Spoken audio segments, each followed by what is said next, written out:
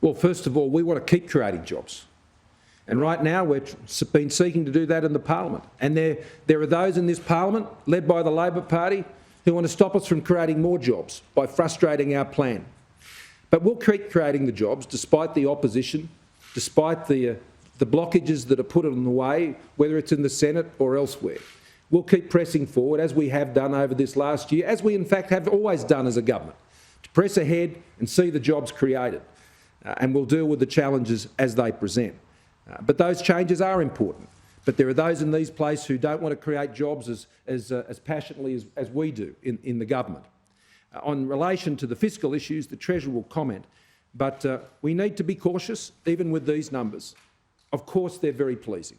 They're incredibly encouraging. They say to Australians, well done on the hard work. You're getting the job done by getting Australians into jobs. That's what Australians are achieving.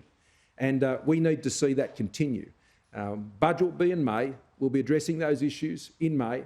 We have many, many challenges that go beyond the pandemic, and I've outlined those on other occasions, but the Treasurer may wish to add further to that. Well, thanks, Prime Minister. As you know, we laid out a new fiscal strategy ahead of last year's budget, and had two phases to that strategy. And the second phase referred to the fact that the unemployment rate needs to be comfortably below 6%.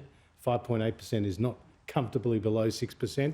But the other point I'd make is that the unemployment rate in February of last year was 5.1%. And so that was where it was pre-pandemic.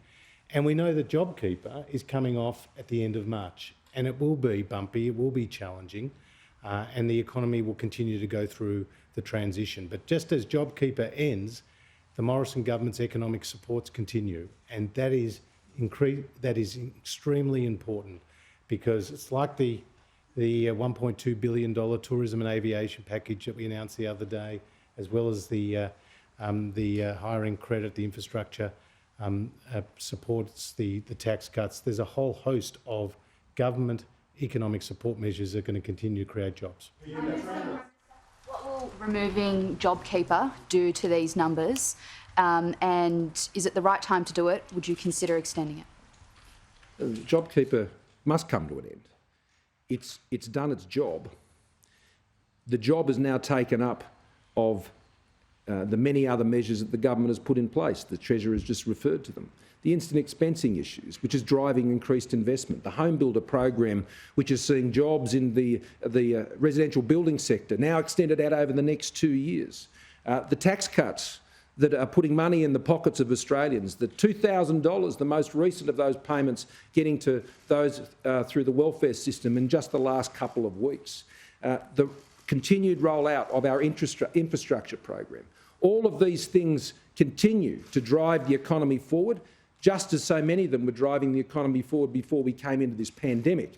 As I said, at each stage of our gear change on JobKeeper, we have seen the economy continue to move forward. Now, we're going into that final phase when it comes to JobKeeper, and that's why I'm pleased we're going into it with a strong run-up.